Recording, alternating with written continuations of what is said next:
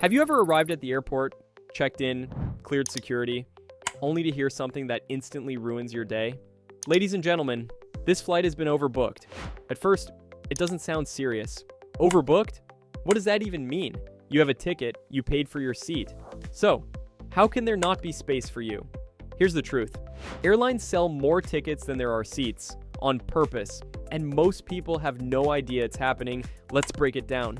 Every flight has a limited number of seats, but airlines know something important. Not everyone shows up. Some people cancel last minute, some miss their flights, some change plans. So airlines take a calculated risk. They oversell the flight, expecting a few passengers won't show up. Most of the time, it works. Everyone who shows up gets a seat, no problem, but sometimes everyone shows up. And that's when things get complicated, because now there are more passengers than seats and someone is not getting on that plane. At this point, airlines don't panic. They follow a system, a very specific system. First, they ask for volunteers. You've probably heard it before. We are looking for volunteers willing to take a later flight, and they offer something in return. Travel vouchers, cash compensation, hotel stays, sometimes even hundreds of dollars. Why? Because it's cheaper for the airline to pay volunteers than to force someone off the flight. And this is where things get interesting. Most people ignore these announcements. They're in a rush. They want to reach their destination, so they stay quiet. But experienced travelers, they listen carefully, because this is an opportunity. On some routes, people have made hundreds, even thousands of dollars just by giving up their seat. Imagine that. You plan to travel anyway, and suddenly you're being offered money just to take a later flight. If your schedule is flexible, this can actually work in your favor. But what happens when nobody volunteers? That's where things get serious. If no one steps forward, the airline moves to the next step: involuntary denial of boarding. In simple terms, someone is getting bumped, not by choice. Now you might think, it won't be me, I checked in early. But it's not always that simple. Airlines use priority systems, frequent flyers, business class passengers, elite members. They're usually safe, but economy passengers, especially those who checked in late, are at higher risk. Other factors matter too. Your fare type, your seat selection, even your check-in time. All of it plays a role.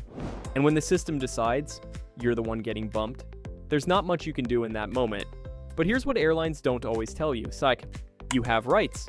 If you're involuntarily bumped, you're entitled to compensation. And this isn't just a small apology. In the US, compensation can go up to 400% of your one-way ticket price. Depending on how long your delay is, that could mean hundreds, sometimes over $1,000. But there's a catch. You have to qualify, and you have to know your rights. For example, if the airline rebooks you on a flight that gets you to your destination within 1 hour, you might not get anything. But if the delay is longer, that's when compensation increases. Now here's something most people don't realize. Airlines won't always explain this clearly. Sometimes you have to ask, you have to push. Because if you don't, you might walk away with far less than you deserve. And there's another detail. Timing matters. If your flight is overbooked, morning flights are usually safer. Why? Because delays and missed connections haven't started stacking up yet. By evening, airports are chaotic, flights are full, and overbooking problems become more common. Also, connecting flights increase your risk. If one segment is delayed, you might miss your connection. And suddenly, you're competing for seats on already full flights. So how do you avoid getting bumped? There are a few simple strategies. First, check in early. As soon as online check-in opens, this improves your position in the system. Second, choose your seat in advance. Passengers without assigned seats are more likely to be bumped. Third, join airline loyalty programs. Even basic membership can improve your priority. Fourth, avoid the cheapest basic economy tickets when possible. These fares often come with the lowest priority.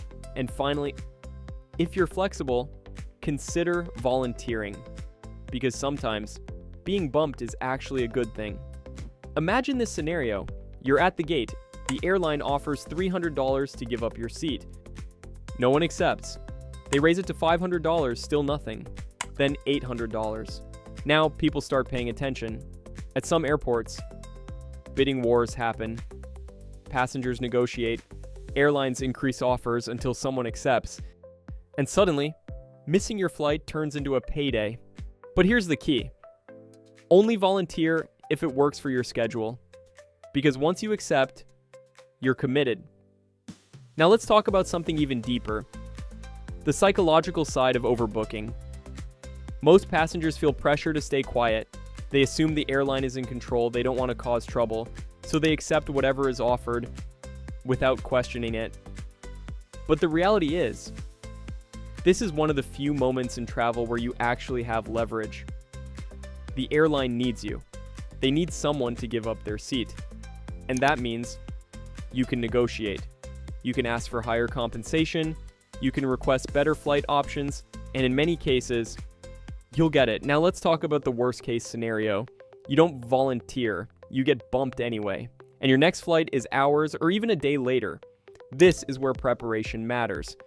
Ask the airline for everything you're entitled to. Meal vouchers, hotel accommodation, transportation. Sometimes they offer it automatically, sometimes they don't. Also, stay calm. It's frustrating, yes. But being aggressive won't help. Airline staff are more likely to assist passengers who are respectful and patient. At the end of the day, overbooking isn't going away. It's a core part of how airlines operate, a calculated system designed to maximize profits. But now, you understand how it works. You know the risks. You know your rights. And most importantly, you know how to use it to your advantage. So next time you hear, "This flight has been overbooked," don't panic, pay attention, because that moment could either ruin your trip or make you money. Now, I want to hear from you. Have you ever been bumped from a flight? Did you get compensation? Or did you walk away with nothing? Drop your experience in the comments. And if you want more travel secrets like this, make sure to subscribe, because the more you know, the smarter you travel.